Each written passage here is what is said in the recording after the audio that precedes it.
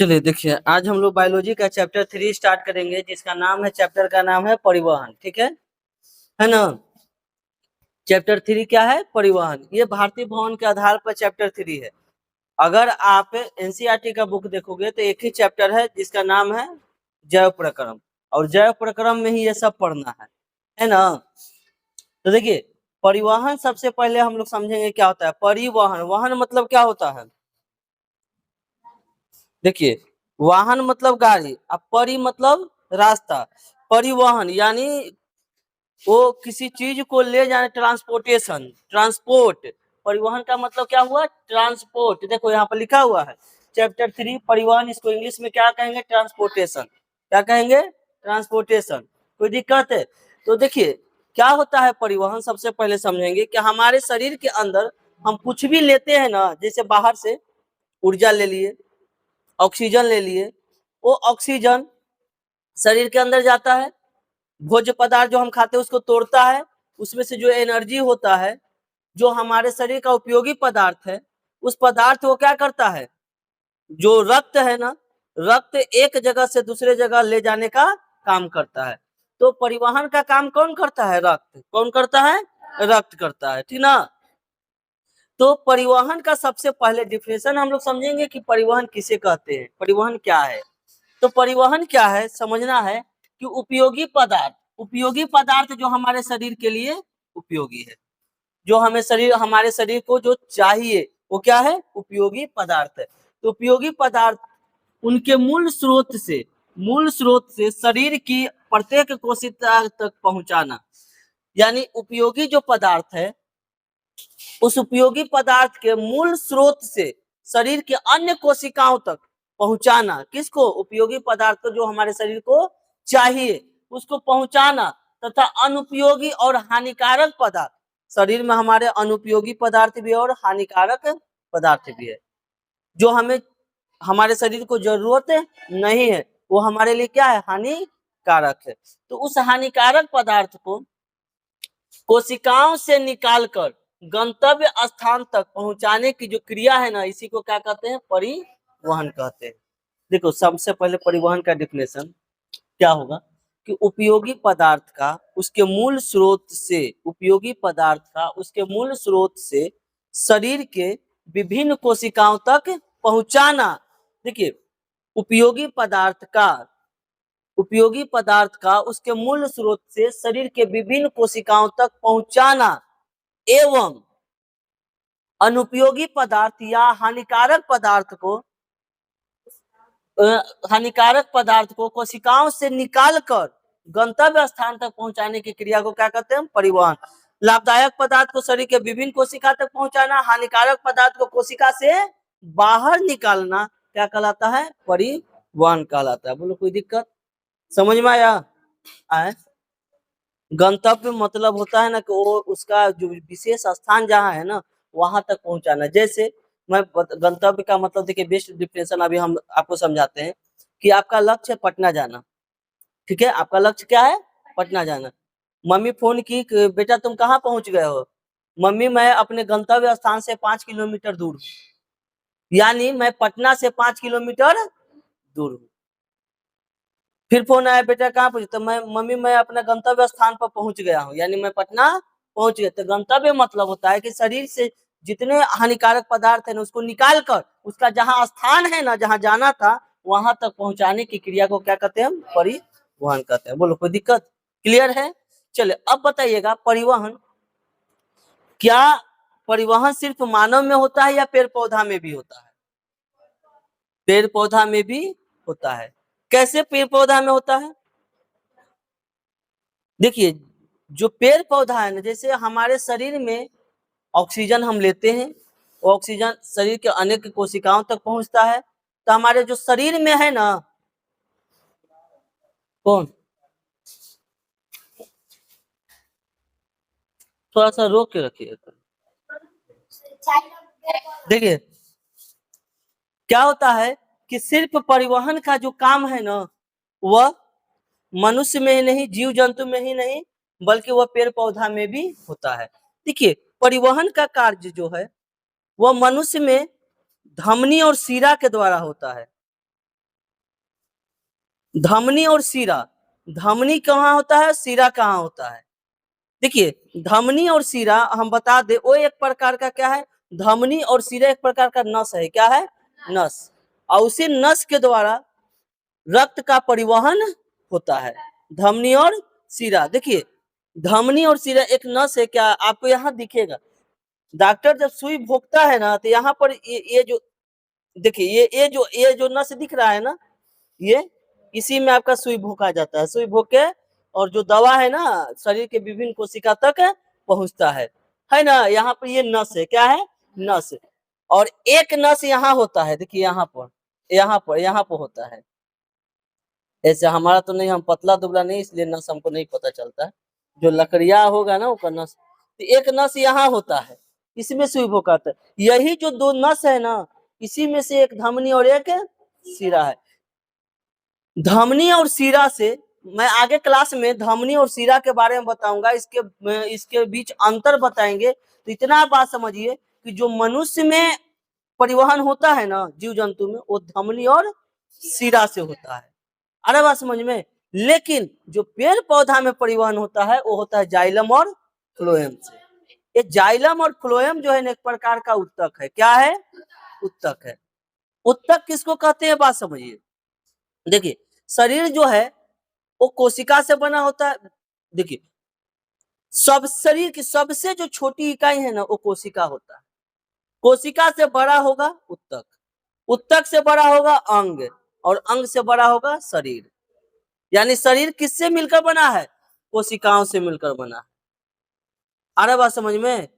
कोशिका को मिला दीजिएगा तो क्या बन जाता है, उत्तक। अब बहुत सारे उत्तक को मिलाइएगा तो बन जाता है अंग, और बहुत सारे अंग को मिलाइएगा तो बन जाता है शरीर। आ रहा बात समझ में।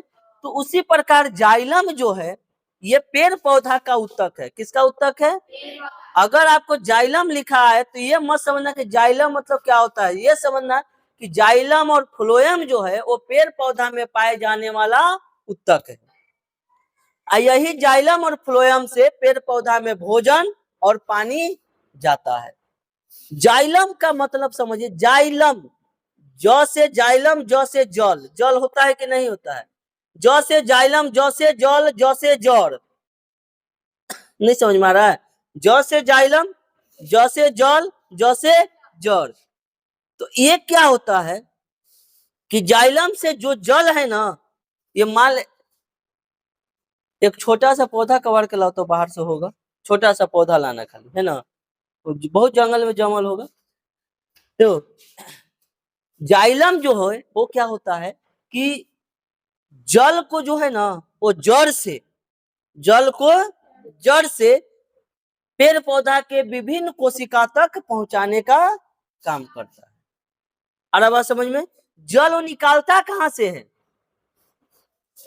वो जाइलम जल कहां से निकालता है,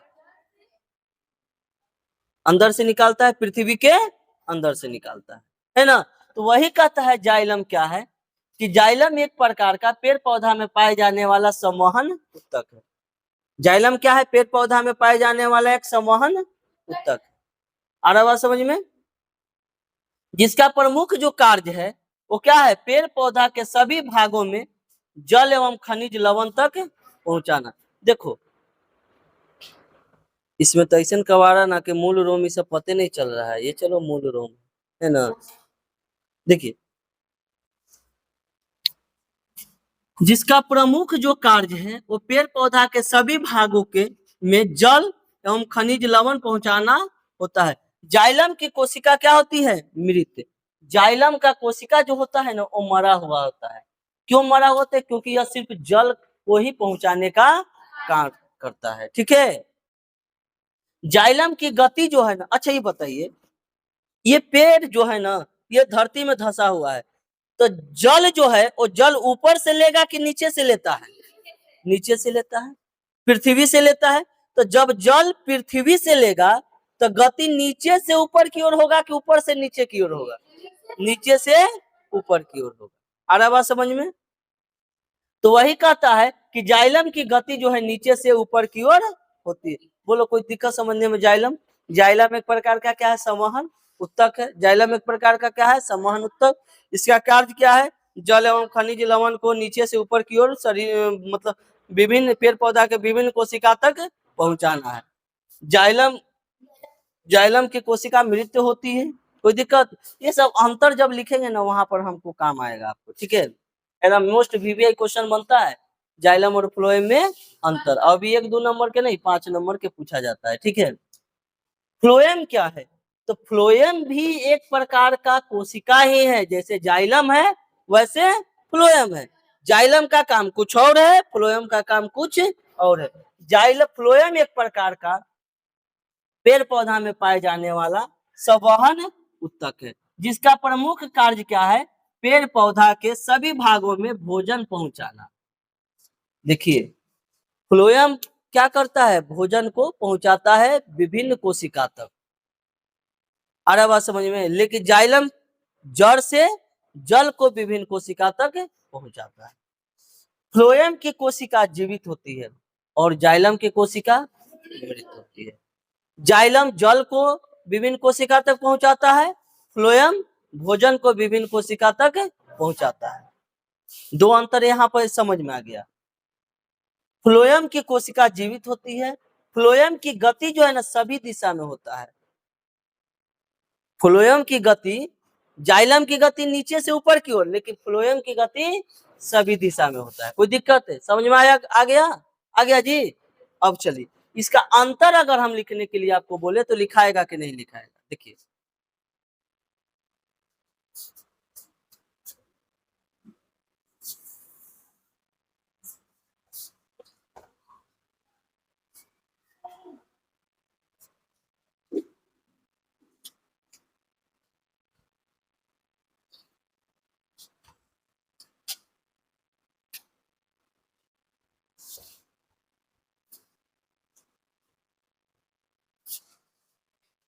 देखिए अगर हम आपसे पूछ दे, ये 5 नंबर का मोस्ट वीवीआई क्वेश्चन आता है कि जाइलम एवं फ्लोएम में अंतर लिखे। कोई दिक्कत है? जाइलम और फ्लोएम में अंतर लिखे। एक तरफ क्या लिखेंगे? जाइलम, और एक तरफ क्या लिखेंगे? फ्लोएम।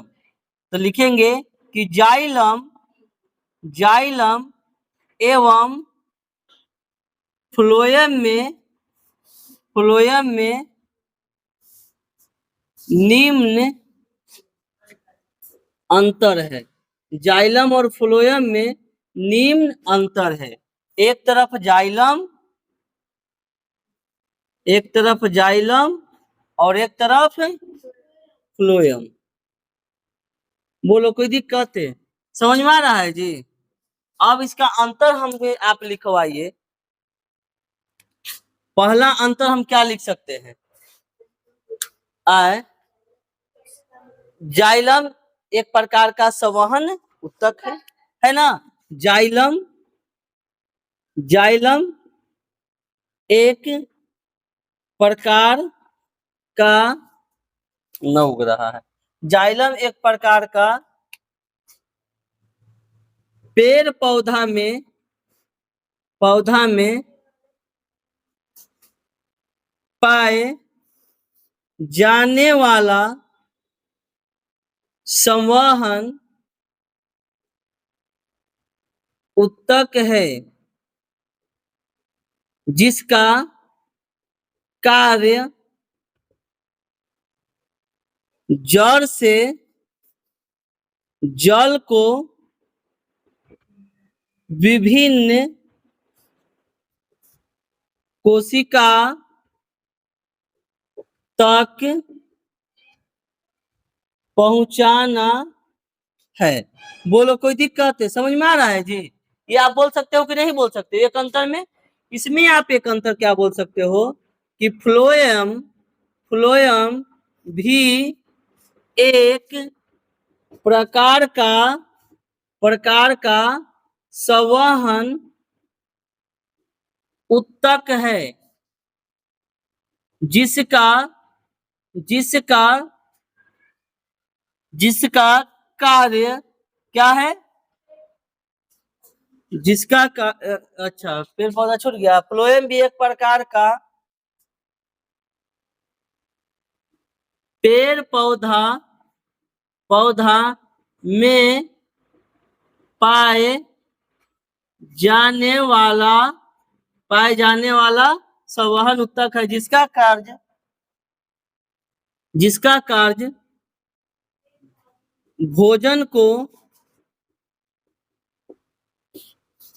पेड़ पौधे के सभी भागों में पहुंचाना है। बोलो कोई दिक्कत? एक अंतर समझ में आ गया? ये आप एक अंतर बोल सकते हो। दूसरा आप अंतर ये बोल सकते हो कि जाइलम की जो कोशिका होती है वो मृत होती है कि जीवित होती है? मृत। हम बोल सकते हैं कि जाइलम की कोशिका क्या होती है? मृत होती है। मृत होती है। जाइलम की कोशिका क्या होती है? मृत। और फ्लोएम की कोशिका जीवित होती है। फ्लोएम की कोशिका जीवित होती है। जाइलम की कोशिका मृत होती है और फ्लोएम की कोशिका जीवित होती है। एक ये भी हम बोल सकते हैं कि जाइलम में जो गति होता है वह कहाँ होता है? नीचे से ऊपर की ओर। तो लिखेंगे कि जाइलम की गति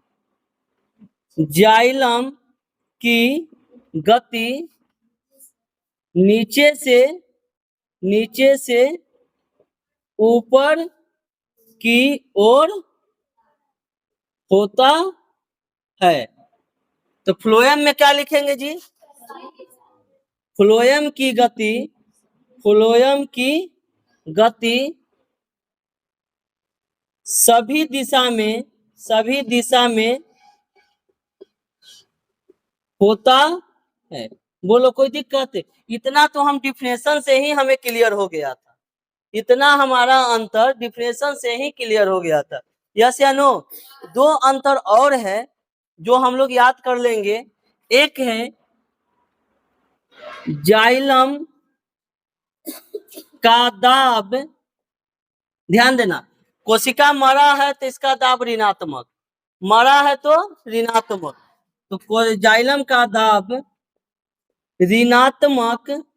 ऋणात्मक होता है और फ्लोएम का दाब क्या होता है? धनात्मक। फ्लोएम का दाब धनात्मक होता है। बोलो इतना कोई दिक्कत है? क्लियर है? एक और हम लोग लिख लेंगे, जाइलम की कोशिका को दारू कहते हैं। ऐसे लिखल है दारू पिए वाला दारू नहीं, इसकी कोशिका का नाम है दारू। जाइलम की कोशिका को दारू कहते हैं और फ्लोएम की कोशिका को क्या कहते हैं?